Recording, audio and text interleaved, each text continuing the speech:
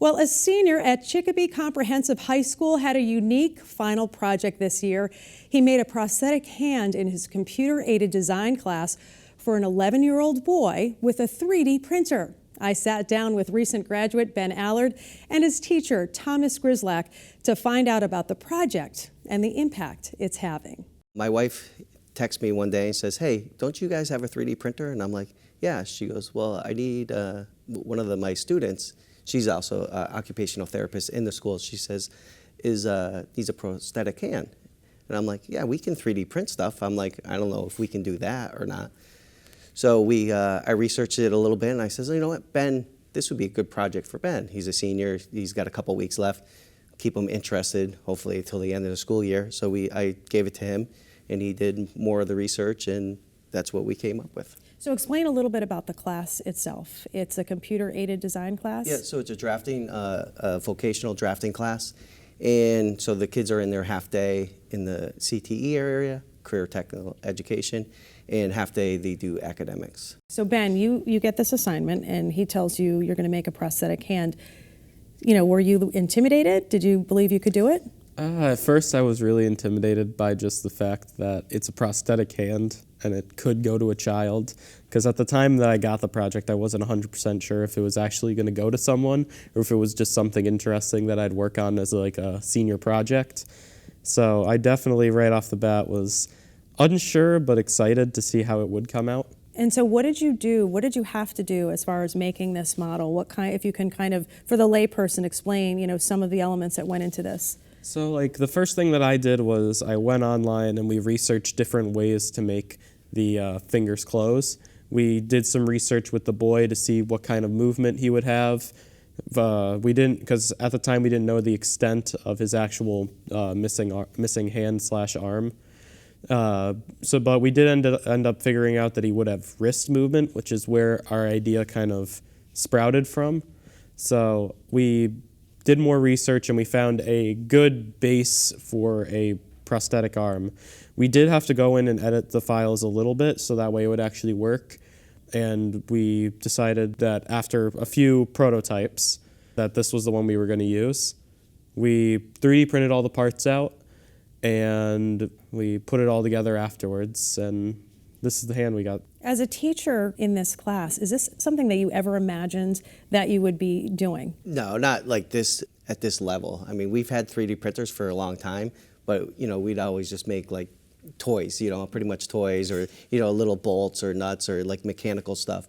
We never thought like it could actually be used for something, you know, for something like this. And this is incredible for him as a senior, yeah. You know, graduating, going out into the real world. I mean, my gosh, to put this on your resume is pretty impressive. Yeah, definitely is. And I think, you know, from now, all the kids that are in my class and are going to be in my class, I think it's just another level that we can open up that, you know, 3D printing is drafting now, you know what I mean? So it's pretty neat. And how did you feel knowing that you're going to be, that it's not just, you know, a model that you're making, but this is something that's going to actually help a little boy? It definitely inspired me to make it as best as I could.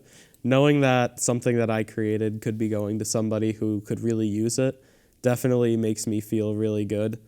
Also, just the fact that it'd be going to a kid who doesn't have an actual hand, it's kind of it'll be something life-changing, like something so simple that I might think is just something like a kind gesture could have mean the world to him, and that in my eyes just is really special. So. I think it's special for a lot of people to hear that you're even doing this. I think that's incredible. How much would something like this cost a family if it was done outside? It's thousands of dollars for, you know, because most families wouldn't be able to afford the actual hand. So with this 3D printer and the kits and stuff like that, it's way more affordable or kind of free. The current hand that we have right here,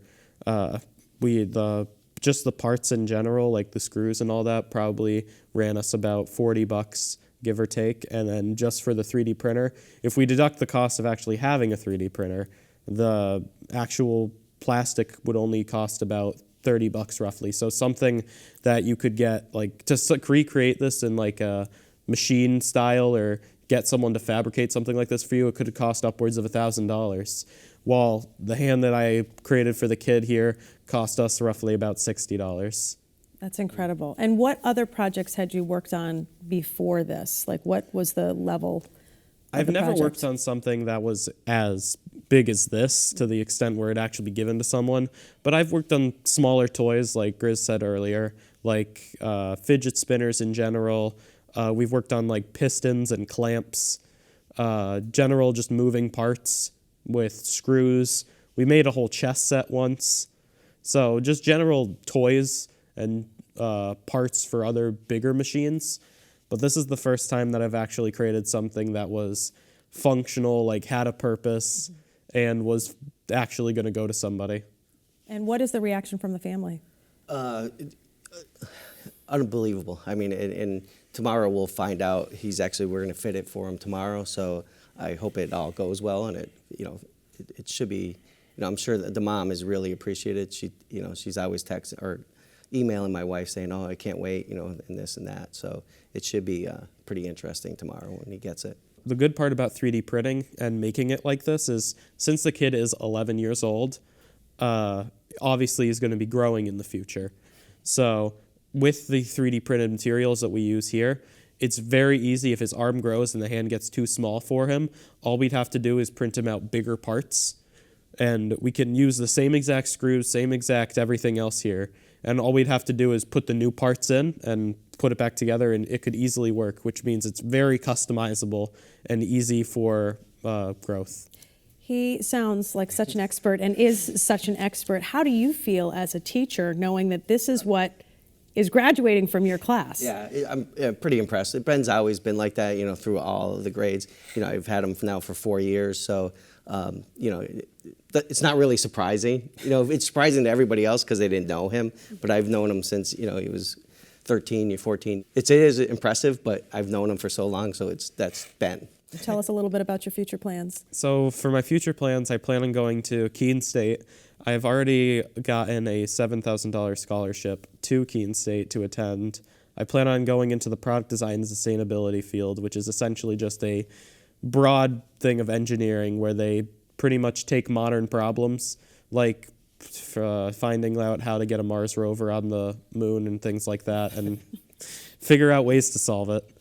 So I plan on just going into... You sound so matter of fact about it. Just made a prosthetic hand. We're going to solve the whole Mars thing as well. Yeah. And certainly this is a good career, long term, whether he went on to college or went right into the workforce. I'm just hoping that my legacy can live on in the freshmen that come in, and that hopefully we get some more people who are interested in doing things like this, because in a sense drafting is kind of a timeless field, because at the end of the day we have all these things in the world that we don't even think about. Something as simple as the mugs in front of us had to have been designed by somebody. And so really drafting is just really useful in the world nowadays.